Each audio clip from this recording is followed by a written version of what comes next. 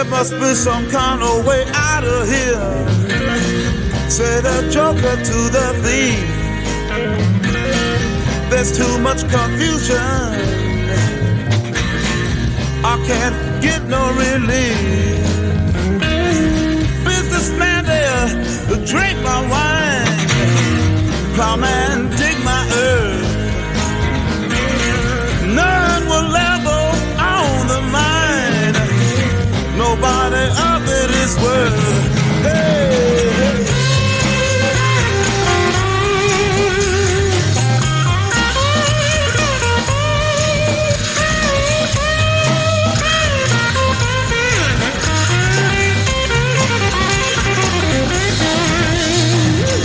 No reason to get excited, the thief be kindly spoke. There are many here among us who feel that life is but a joke. Hello, everybody. Today I have a great story. Susan is a new friend that I've made, and I will just turn it over to Susan. I don't want to talk too much because it's a great one to hear. So Susan, over to you. Well, thank you. And thank you for asking me to participate in this with you. So I do have a unique story. I'm not a family member of anyone who's MIA or who has been a POW from the Vietnam War. My story began, well, over 50 years ago. Let's put it in that age range. And my mother was a psychiatric nurse at the VA hospital in Miami, Florida. And back in the 70s, there was a veteran organization that had an office set up at the hospital. And they were selling bracelets that were popular at the time to remember those who were POWs or MIAs. So she randomly reached in a box and selected this bracelet. And I believe she paid $2.50 for it. And the POW-MIA bracelets were originally made by an organization called Viva in California, which began with a couple college students that initiated this whole program. So she randomly picked this bracelet out of a box and just decided to give it to me. I don't remember what the occasion was, if it was a birthday gift or something like that, but she gave it to me.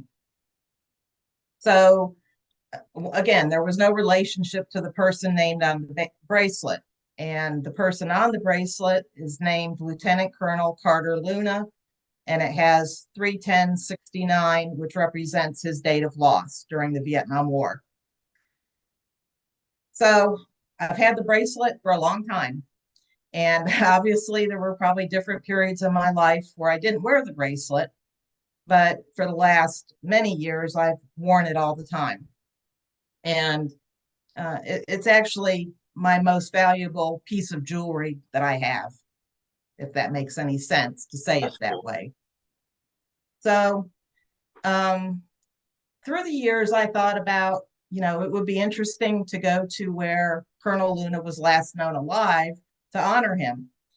And I didn't know a whole lot about the details of him as far as being an Air Force pilot at that time. But through the years, when I began to research him a little bit, I realized that he went missing in action in Laos. Well, as a young person, I didn't even know where Laos was. So the likelihood of ever traveling there to be able to honor him was probably something that was not in the cards for me during my lifetime. So I became a police officer in 1984 in Miami, Florida. And I spent 25 years in that career. And it really has had a lot of impact on me to be able to do the investigative research that I now do on Colonel Luna, as well as others who are MIA. And I think the main thing is that I have an analytical mind, so I'm able to sort through documents and read them and analyze them. I'm tenacious, which is something that came out of my career as a detective. So those two skills are very helpful to me working these cases. They're complex cases. Same thing with cases I investigated in my law enforcement career were complex, organized fraud cases. So it's kind of second nature to me, I guess I would say, to be able to investigate these losses. So I guess maybe 10 years or so ago, I started seriously looking into the circumstances of Colonel Luna becoming missing in action in Laos. And I found that although we knew he became MIA on March 10th, 1969, I didn't know originally that he'd only been in Thailand for 2 months. That was when he first began his assignment in Southeast Asia. When I found that out, I looked further into the circumstances of the loss and found that on March 10th, he was piloting an F-4D Phantom and on a bombing run over the Ho Chi Minh Trail in central Laos and was hit by enemy fire.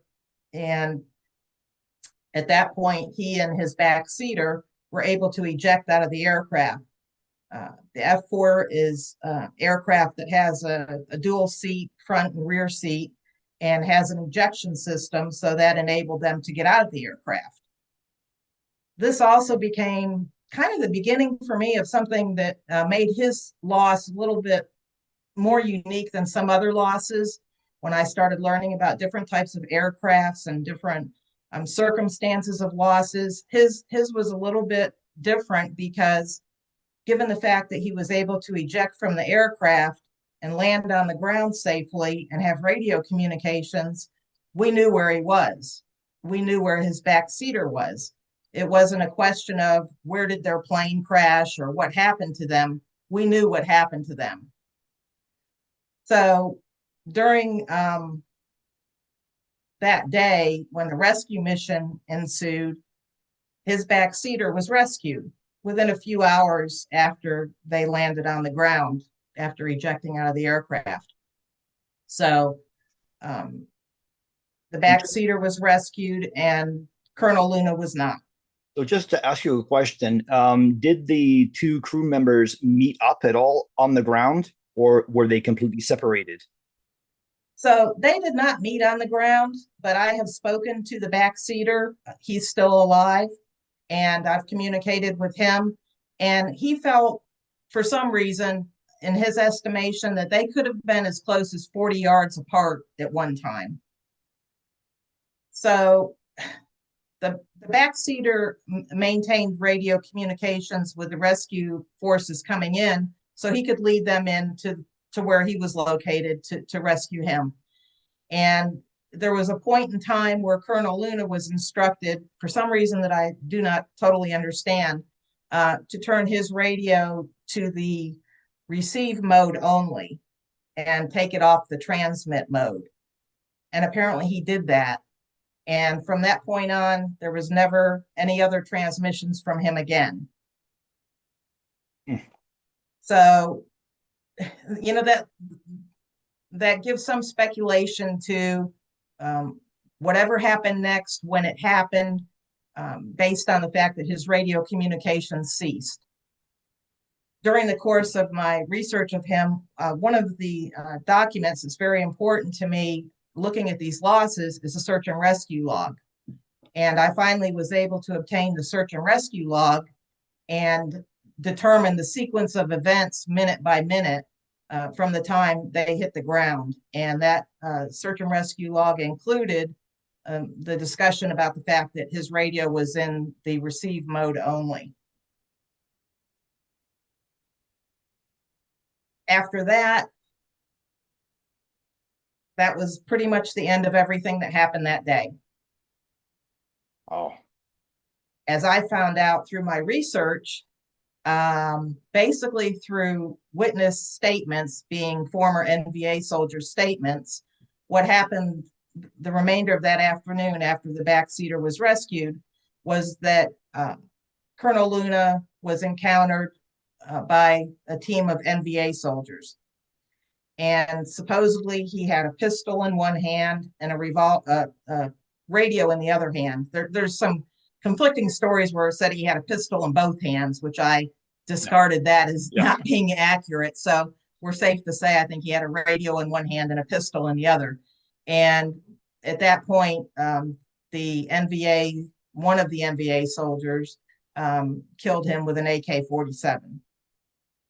So that in itself is kind of unusual from the documents, not to do with this particular pilot, that they would shoot the pilot because they wanted to use them for their PR all the time. And often even days or weeks after they had shot them down, they would say, okay, we're going to make it like we just shot you down again for these better pictures in a better location. So here's your flight helmet. We want you to walk this way. And in one picture, there's a big farm boy size pilot, and there's a small little NVA woman with an AK, just to prove the point that the smaller of the two could overpower the big American, right? So that is an interesting point that they wrote that they shot the pilot. Correct. And, we know there was value to capturing these men, especially air crew. They had a lot of value to the enemy with their knowledge and so on. And interestingly, Colonel Luna, and I keep saying Colonel Luna because that became his rank while he was in the missing in action status, Lieutenant Colonel at the time of the loss. He was also a project officer for a classified top secret bomb that was being developed at that time, the Paveway 2. So that was part of his responsibility when he was based in Thailand, was the project officer for this new bomb. Now, of course, the NVA wouldn't have had any way to know that about him. But, he may have held some very valuable information if they had been aware of that. I felt there's a very small percentage likelihood that he could have been captured. I feel until remains are recovered or the evidence is so overwhelming to indicate that the story went as it was told, that he was killed, that there was still a very small percentage that he might have been captured.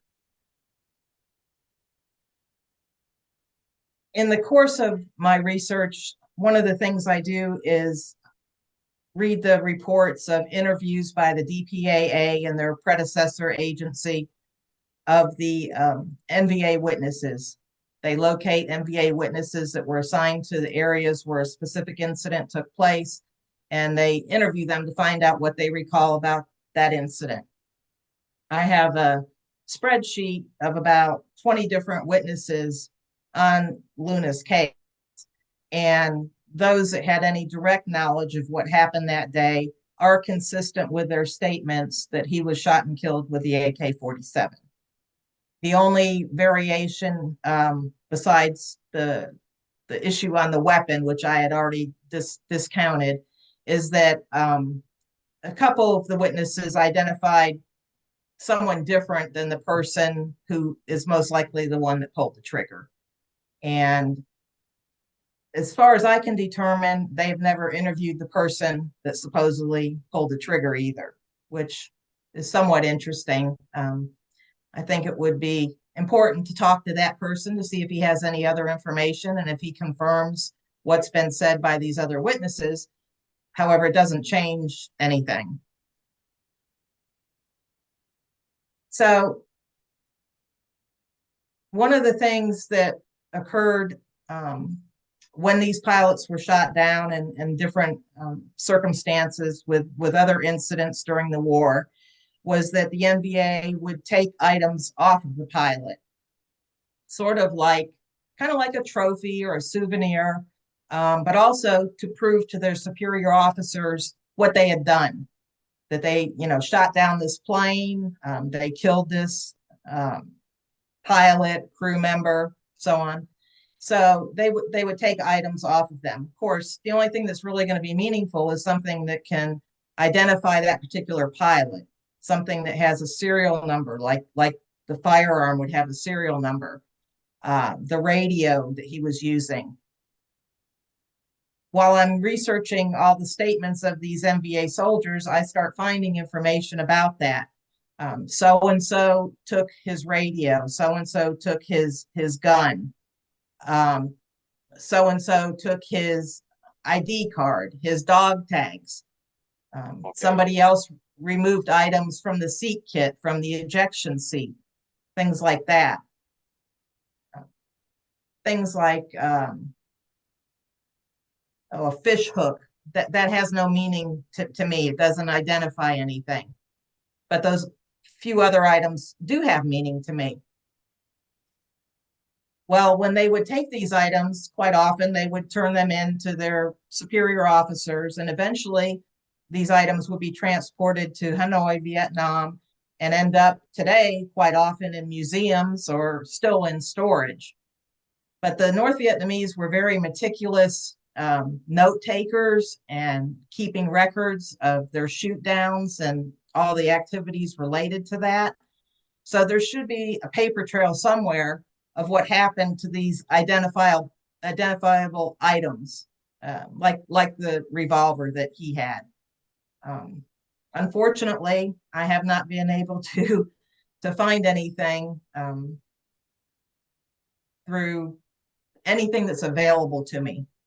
Let's put it that way. So even though that in today's world with the internet that you and I are able to go online and do some digging and find lots of information that was not available, with your sources or contacts,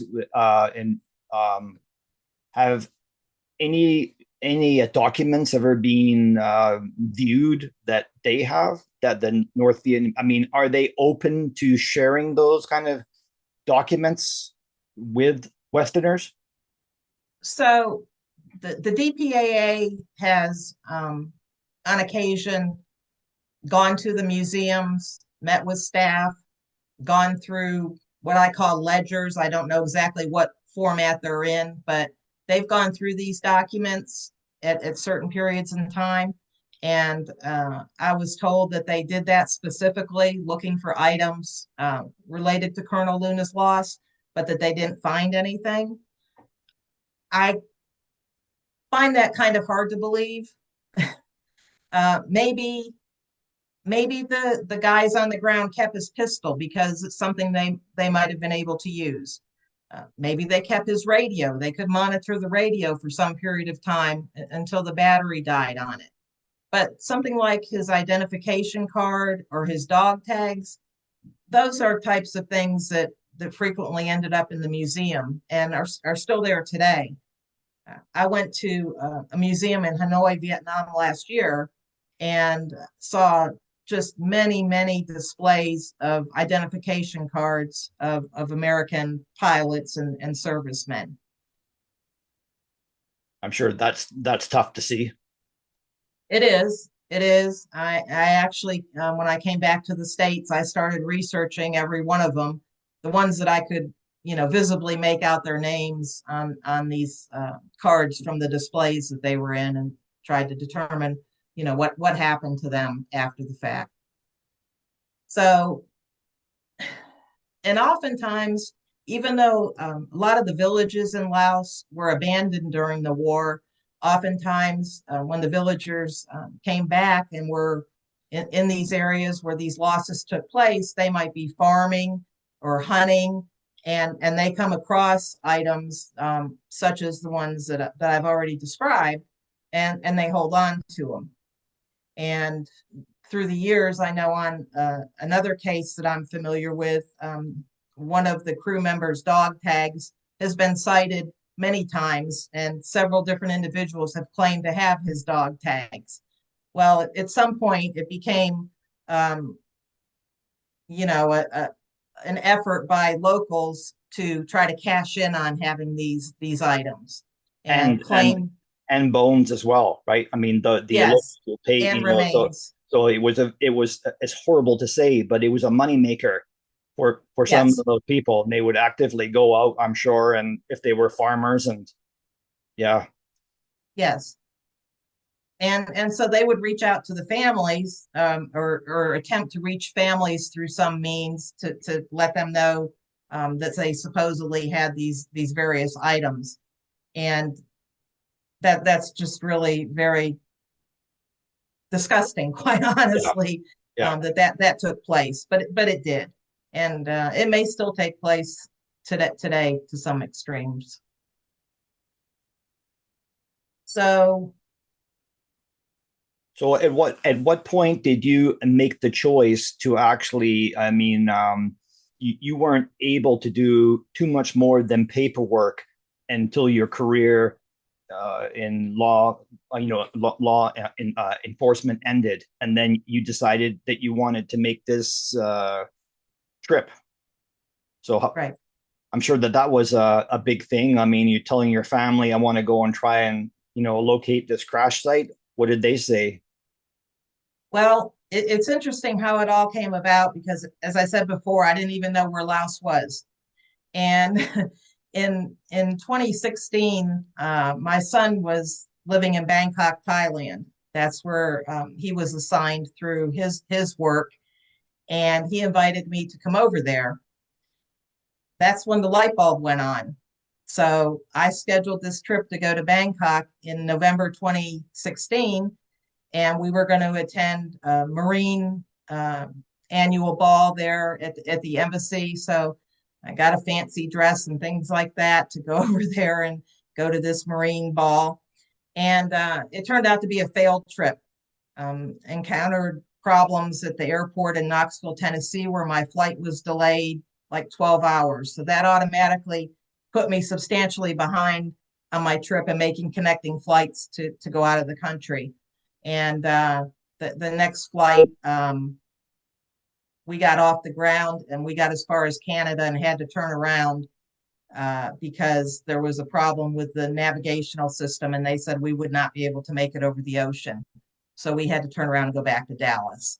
So anyway, 2 days of that, it was enough. And when I got back to Dallas, I called my daughter, who happened to live an hour and a half away from the airport, and I said, "Come get me." I honestly felt if I got on a third plane that I was probably going to die. So that was the end of my efforts to go to Southeast Asia until the following year.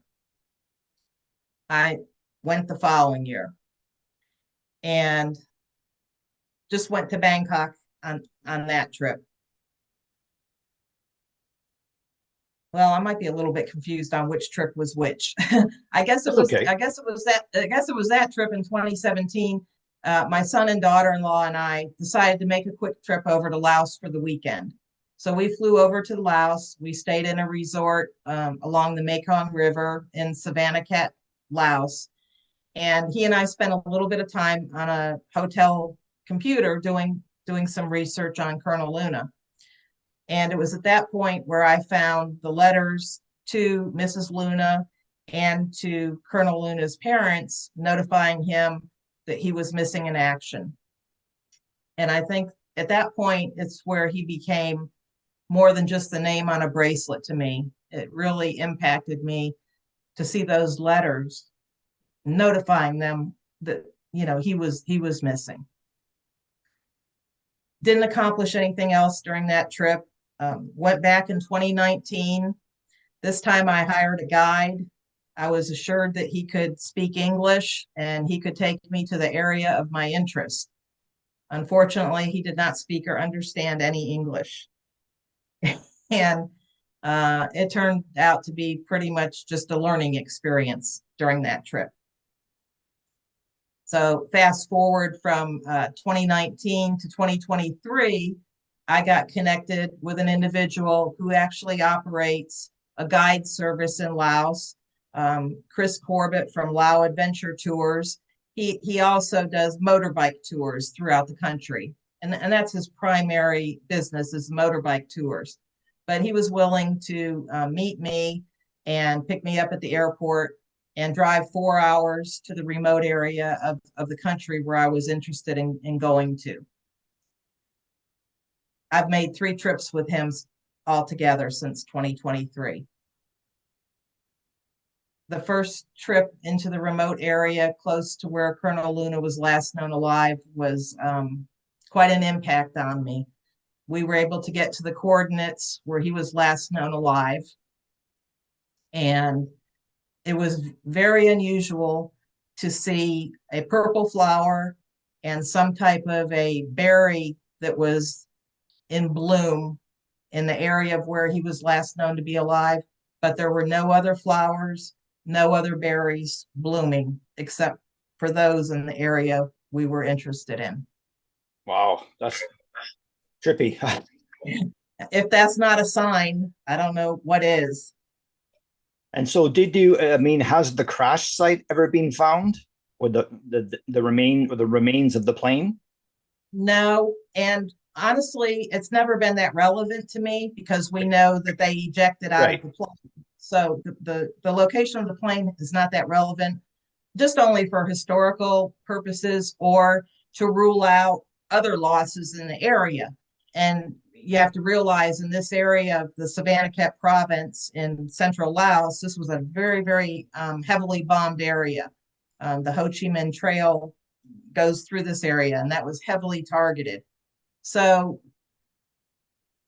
there hasn't been a positive identification of this crash site, but in 1996, a team went over there and they found some parts of an F4. They could determine that it was an F4 from the parts that they found, but they couldn't determine the specific model. They couldn't correlate it to his loss, although I'm almost 100% sure that that would be his crash site or the crash site of his aircraft.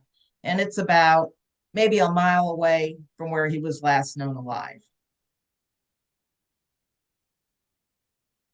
We also went to the closest village to where the colonel was last known alive and kind of introduced ourselves to the village chief to request permission to be in the area. That's a customary thing to do over there. Actually, Chris had done it previous to our trip. He had gone there and made an introduction and explained that we would be coming over there, that he would be bringing me there. So we went there, and of course, there's Chris and myself and a guide that he had hired that was a translator. And she came with us and did translation to talk to the people in the village. Also customarily for us, we took them food and supplies.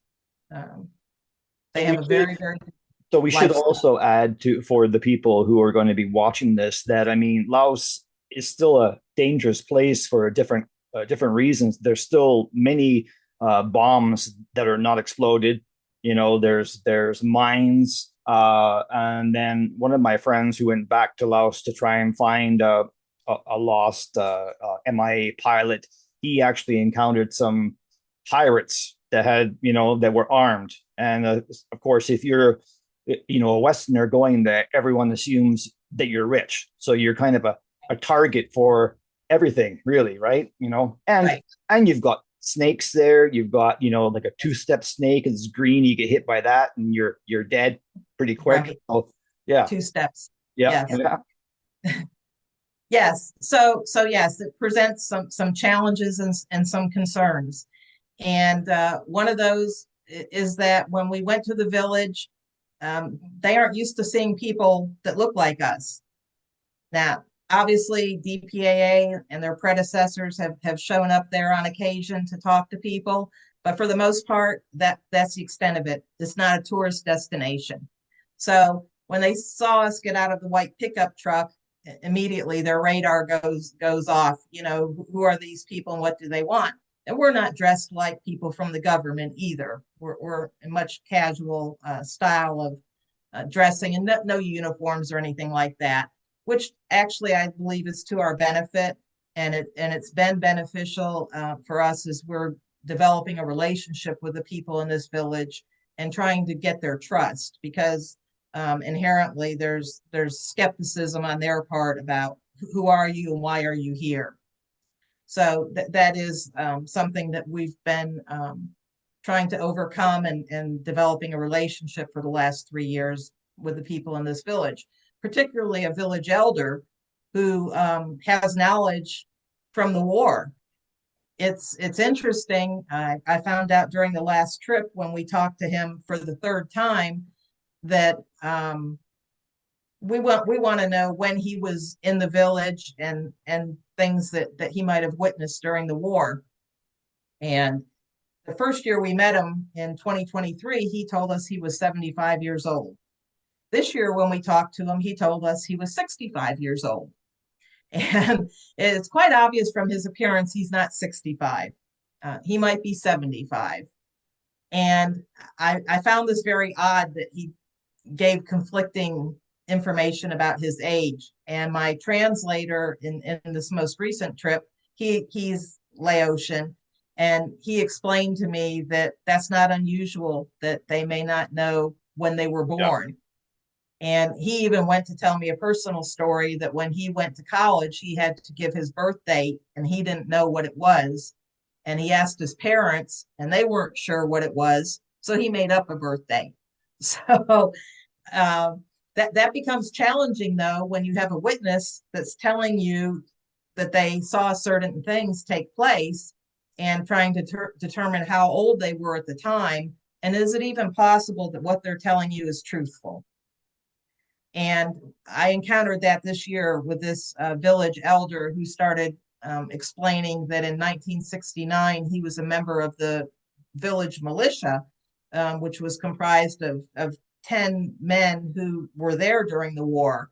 And he recounted a story to us about seeing 3 POWs being brought through the village. Well, that got my attention right away. But the more he talked, the more it didn't quite add up to me with some of the information he was sharing. And when I got back home and started doing research on the computer where I had a lot of information available to me, I just couldn't find anything to corroborate what he was telling me, that it was truthful. So that's another obstacle that you encounter there on the ground.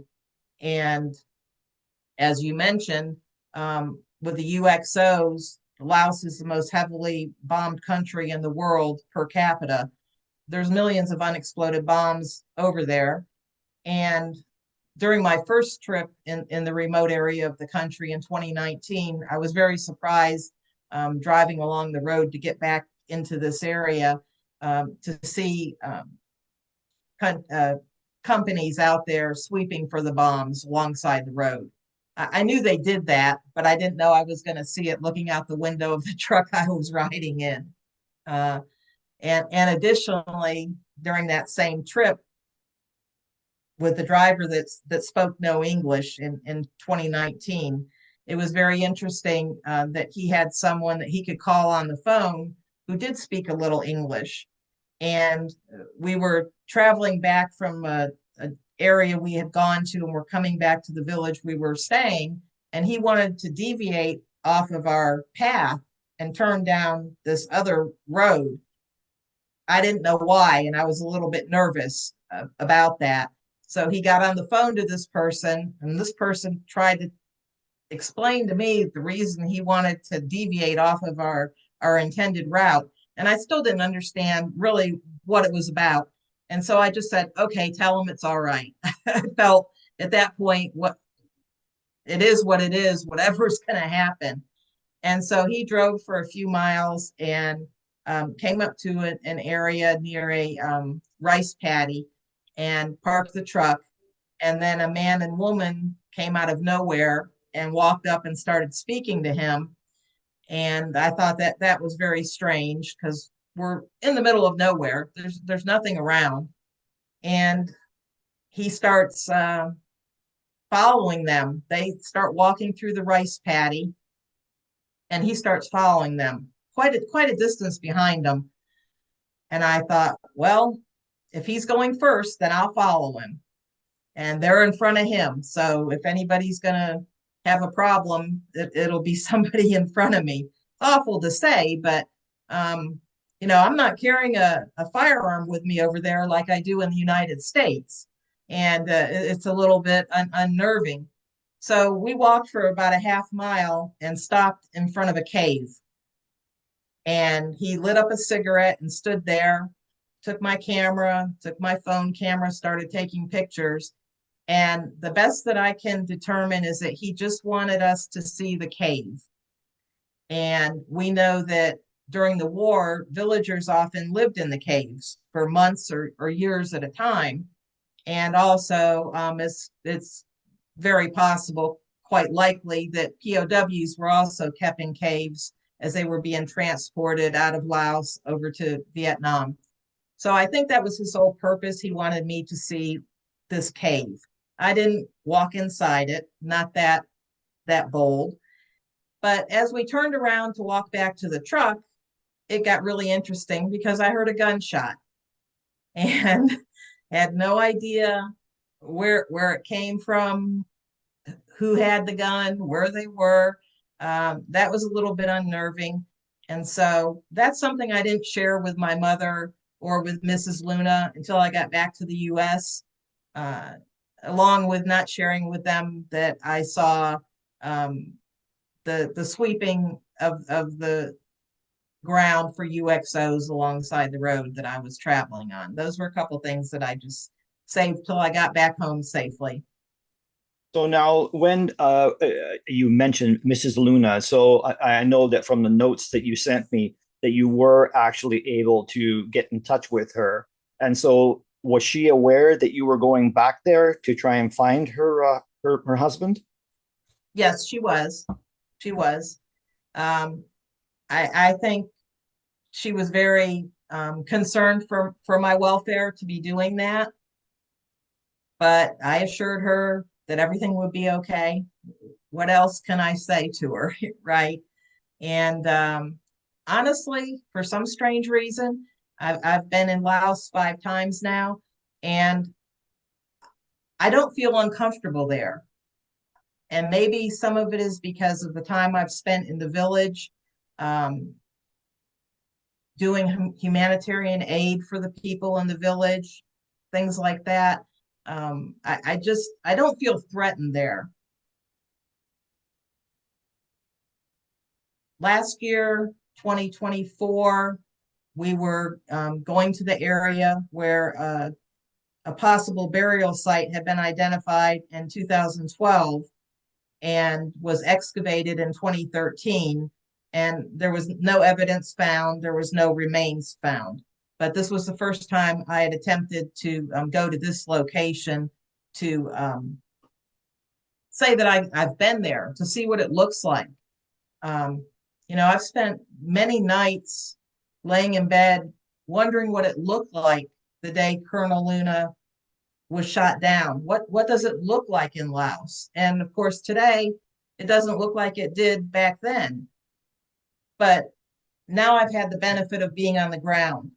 And when we were in that location last year, we were walking along, and I just happened to glance down at the ground, and there was an exploded cluster bomb right by my feet. Wow. So I called out to Chris, and he came over with our translator, and they picked up the 2 pieces of it. Of course, I photographed it. So that's the closest I've come to that situation, but it wasn't live at this point. But they're everywhere, and that's a challenge to trying to find remains, to doing excavations. They have to clear the areas first of any unexploded ordnances before they can start digging to look for remains and find evidence and other things like that.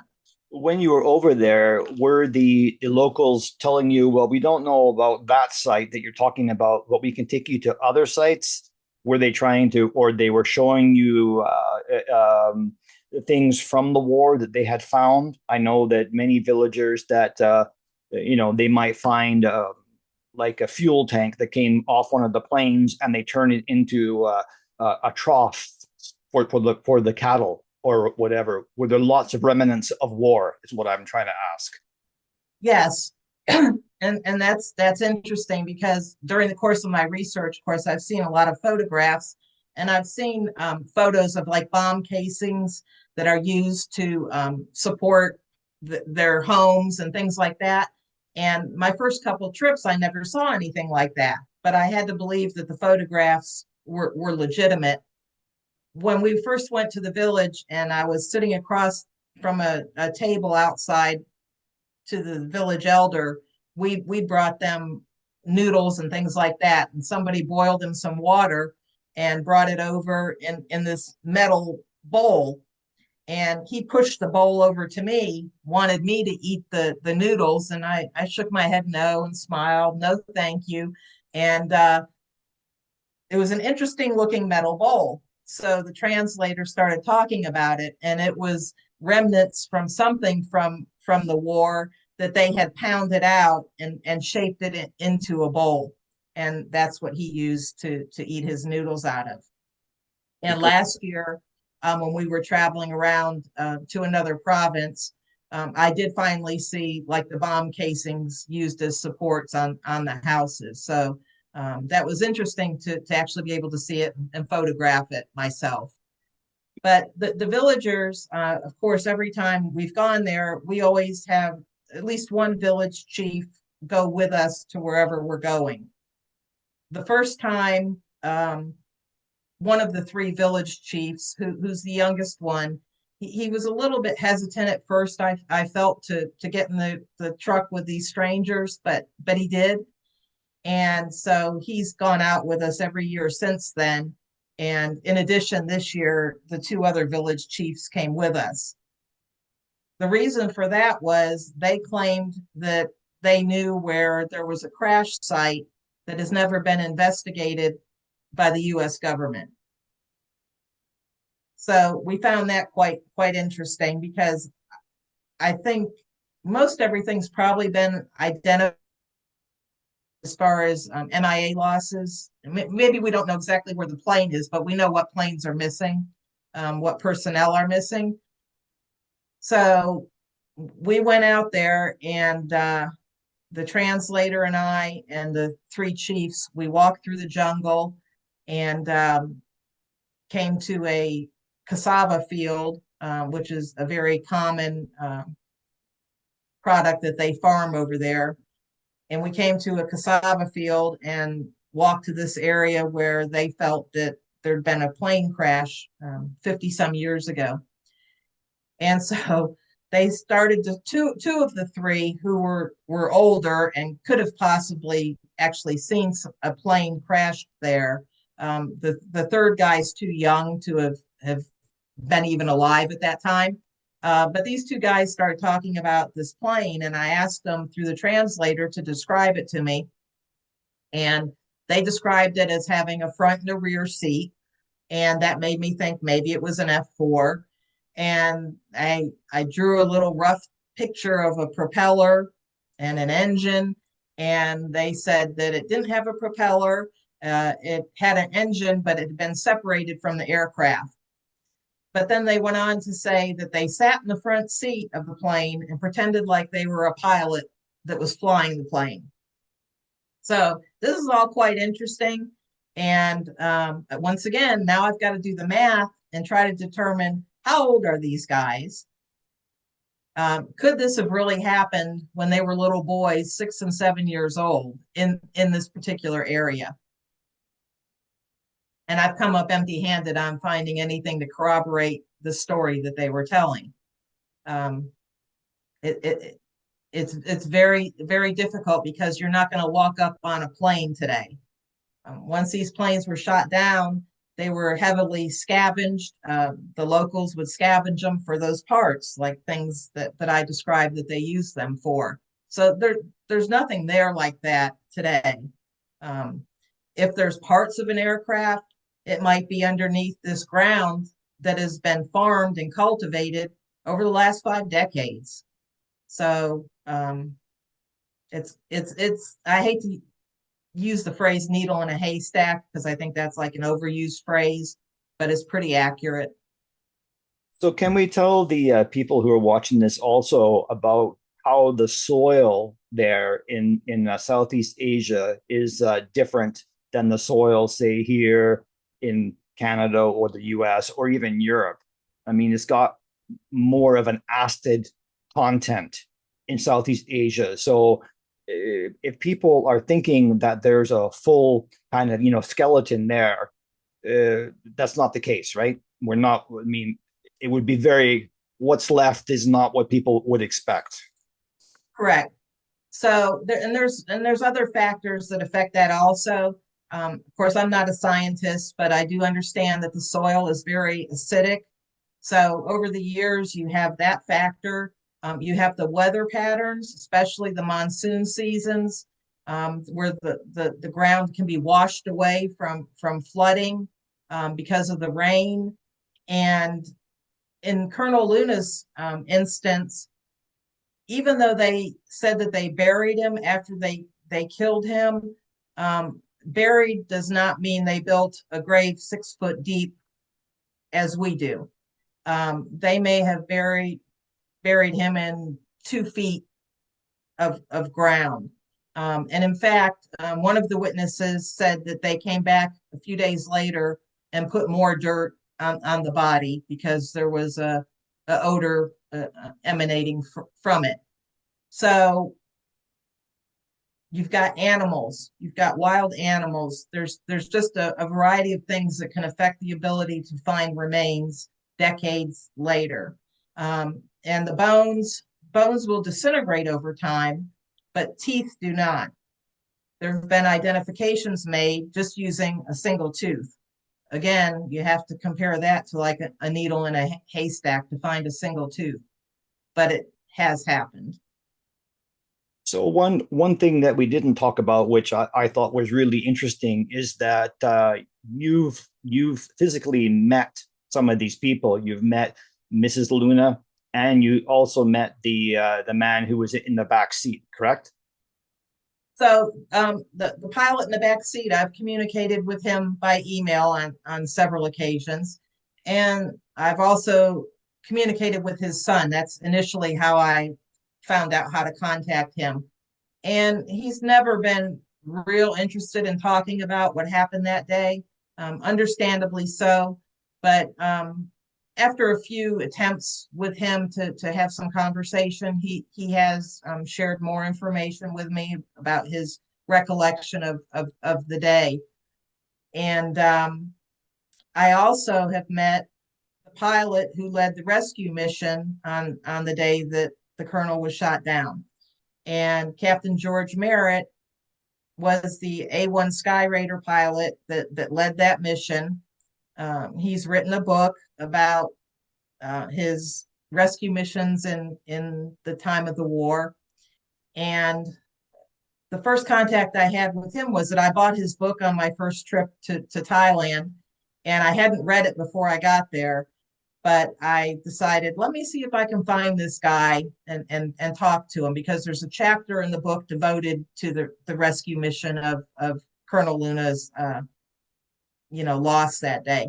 And so I found him on social media and contacted him, and he told me when I get back to the States to let him know, and we'll talk on the phone. And so we did that. And so I'm curious, because of my connections and some of the helicopter crews, was the SAR people that came in, was that from the 21st SOS? I mean, where did that chopper come from? Thailand? No, yes, Nakhon Phanom. Yeah. So that's where they came from. Yeah, so it was probably from the 21st. It was because they also had the A1Es as well. Because a lot of my SOG friends, if they would go in and do what's called a bright light, so they would either, what that means. So for the public, that's when they're either going to save a shot down crew member or crew, or if they could, find the bodies and bring them back. And often that there would be choppers involved, or if they were alive, there would be the same kind of rescue that the backseater had. So yeah, that's interesting to that part. Yes. They sort of, I guess how I would describe it in my knowledge of it is, when the A1s went in there, they sort of established like a perimeter around the area. and assess the situation. They're communicating with the survivor and so on. And then at whatever point's appropriate, then they call in the Jolly Green helicopters to attempt the rescue, which they successfully did, of course, for the backseater that day. I have looked at other losses where they have done bright lights, but they did not do a bright light on this particular loss. And now you actually stayed with Mrs. Luna as well. So how was that? I mean, to give you just a sidebar, my wife and I met up with a friend of mine, and her brother was killed in action in Vietnam. He was in the MACV SOG team.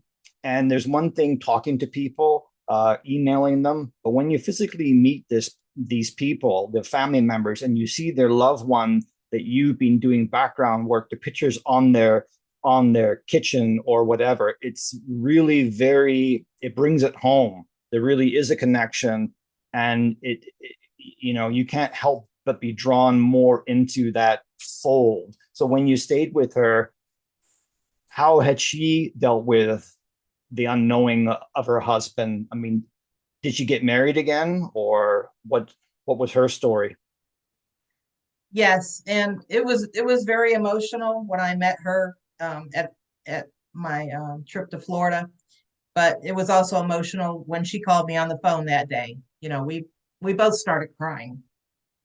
But when I met her in person, she was very open about her life before the colonel and her life after the colonel. And she did remarry. And I think, well, I know at some point she had closure. She accepted what had happened. She knows where he is. And sometimes I feel a little bit not guilty, but I feel like maybe I interrupted that part of her life where that chapter had been closed, and she moved on with her life. Now I've come on the scene and trying to find out anything I can, trying to do anything I can in an effort to get his remains recovered. And I think I know she feels that she's learned more about his loss since I've been involved researching it than she knew before, and probably than she would ever know. But And nonetheless, I think I disrupted that peace that she finally achieved. Yeah, I know that's kind of rough, but yeah. And now you and her must have become quite good friends, because she's made you the point of contact for any further news, right? Any kind of government news that might come down the pipeline. Correct. Yes, and we become very close friends. We stay in contact on a regular basis, and she did make me a designated point of contact. She is the primary next of kin of Colonel Luna. So if his remains are recovered and identified, of course, she would be the person that the government contacts. But with her authorizing me as a designated point of contact, that opened the door for me to get a lot of information that otherwise I would not have been able to get. So, for example, with the Air Force, I'm able to contact the Air Force missing person office and request information. If I've come across something in the course of my research that I want more information about, or information I can't find on the internet, I contact them, and they contact DPAA and make a request for information. And as a matter of fact, about a week ago, we did a virtual case summary review with the Air Force and DPAA. These case summary reviews are not done on a regular basis. If the family asks for them, then they'll do one and discuss the status of the case with the family. So we actually did that recently, and if it weren't for her authorizing me to be in this capacity to get information, I could have never done something like that without her authorization. So what is your next step? I mean, we're now at 2025, summer of 2025. What would you like to see happen in the future? Like, as far as you and your quest to find Colonel Luna. So there's some ongoing challenges related to all these losses. There's 1,571 men still unaccounted for from the Vietnam War in Laos, Cambodia, and Vietnam. So there's things that are very time sensitive, and I believe time is the current day enemy to recovering the remains of these individuals. But I will continue to do what I do. There's things I think the government should be doing that they're not doing, but nobody calls me up and asks me my opinion about that. So what would you, as far as the government, because as I said before, that some of my friends, their fathers are still MIA, and tomorrow's Father's Day, so it's kind of poignant. What would you, having worked now on this case, what would you like to see them do? Would you like to see them like really like push forward and make a like do more of the excavation of these sites, or what would you like to have happen? Well, I think that over X amount of years, the focus has shifted away from these Vietnam losses, and the agency does a lot of um, recovery missions with those that are missing from World War II and Korea, and all of them matter, but there's still wives that are alive. There's still children that are alive from these Vietnam War servicemen that are still unaccounted for. And I think there's something that could be done differently to keep that focus on them, and maybe divide the resources that focus on those that are unaccounted for from those other losses, from those other wars. One of the things that's challenging for DPAA is that, as I've been trying to describe, I think that we've got these men in Laos that may have been buried, and now you're going to witnesses and asking them to recall something that happened over 50 years ago, and then to point out to you where they buried somebody. I think most anybody listening to this might find it a little challenging to remember where they were on a certain day 50 some years ago, and exactly what they were doing on that day, especially depending on what your age was at the time. So I think there needs to be a regrouping and a refocus of trying to find those that are still unaccounted for from the Vietnam War. But with that, again, is the challenge of the terrain.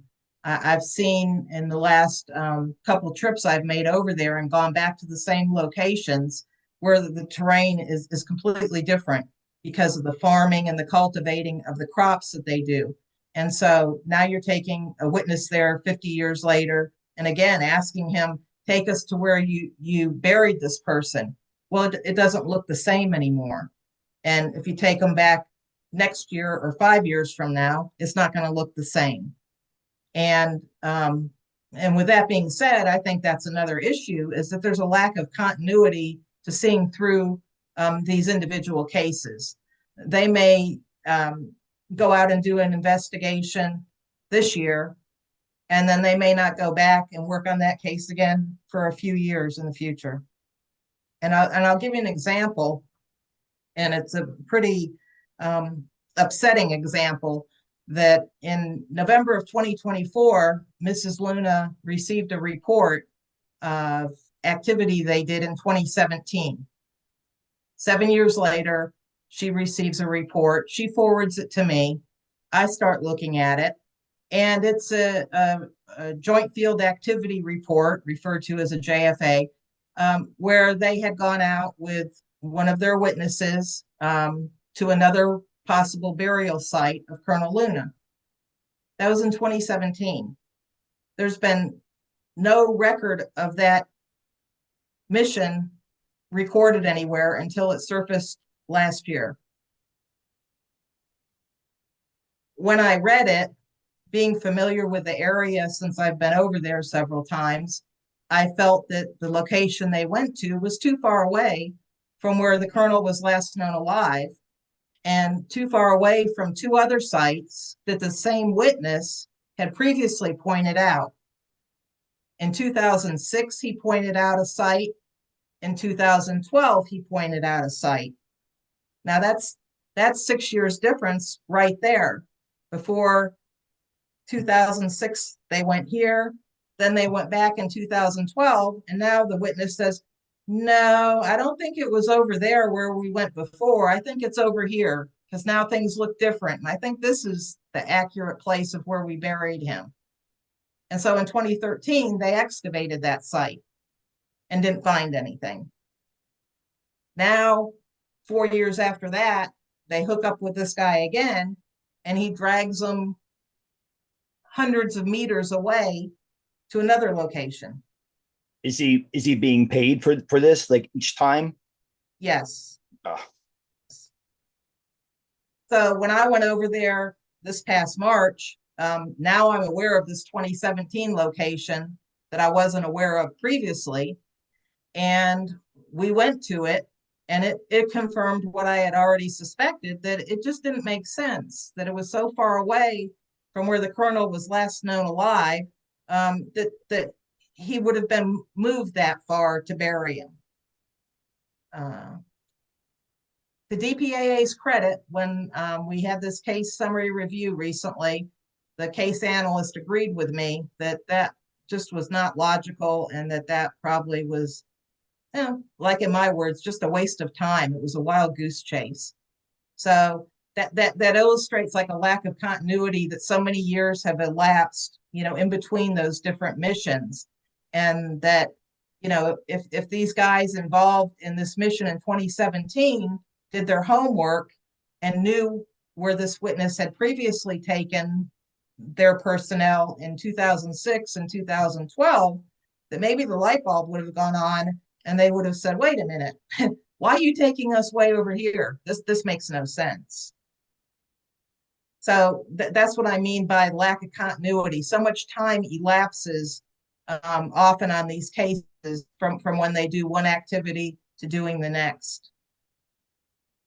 So for some, and I'm not trying to squeeze you on time here, but because I want to have you on again, we can talk about some other MIA, or explain to people what the different terminologies are, like just roughly. There are people who are MIA, but they're known to be dead now, that they just didn't bring their body back. So then you have other people who were alive, who were captured alive, who were like, well, where are they? Right. So I'd like to have you back again to explain all that. We can talk about that. Are there any closing comments on the Luna story, or that you would like to touch on? Do you think that maybe that you might write a book or something, or about your travels and kind of and that kind of thing? Yes, I do have a book in progress. I'm probably 2/3 of the way finished with it. So that is something that I decided to do a long time ago. It's sort of taken a backseat to the ongoing research I'm doing, and I look at other losses, because these things, they dovetail, they spin off from one to another. Oh, yeah. So and it's very easy when this is pretty much what your whole life consists of, to go off in a lot of different directions, and I have to kind of pull myself back in to focus on a certain area of certain losses nearest to Colonel Luna. But I would say in closing that, especially after this most recent case summary review that I participated in, the likelihood of his remains being recovered are extremely slim to none. That's just the sad truth of it, and not only for him, but probably for many others. I think maybe if there's ever a chance to find his ID card, his dog tags, maybe in a museum, and return those to the family, that might be the best that can be accomplished. And there's challenges with that too. I guess we can talk about that later, but that's kind of how I feel the status of this is. It won't deter me from continuing to do whatever I can do, but being a realist, I think that's probably where it stands. Well, I'll tell you a very quick story, and that is on eBay. There was a photograph that a guy was selling, and he's from China. And obviously, there were Chinese, soldiers in the Vietnam War. And there was a picture of an American pilot who was a POW. He was alive in the picture. On the back was in Chinese, but it had a date on there. So I was able to find out through a guy who could speak, Cantonese, what it said. And it said this man was shot down, and he was an F-4 pilot, I believe, and that it was on this date.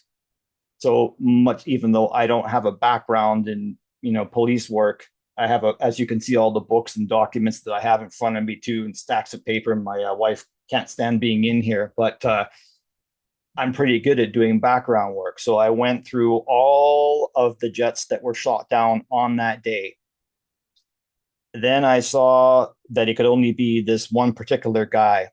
And then I was able to find his picture online. And as of a couple of years ago, he was still alive. But I held the picture that was on eBay, which it sold for stupid money.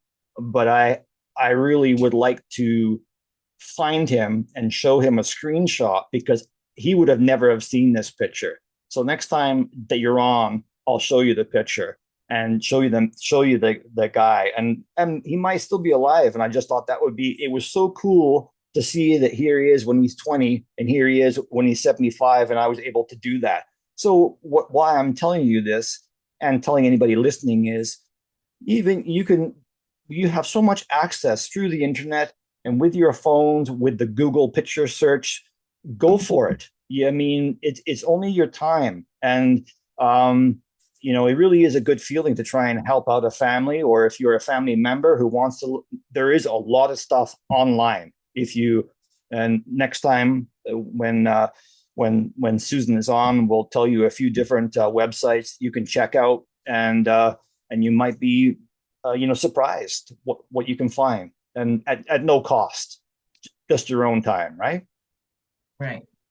So for today, let's close this down. And the joke is that I always tell the guests, don't go anywhere, because in the beginning, I turned it off and the person closed down all the Zoom and they were gone, and I was in a huge panic. So for the public, thank you very much.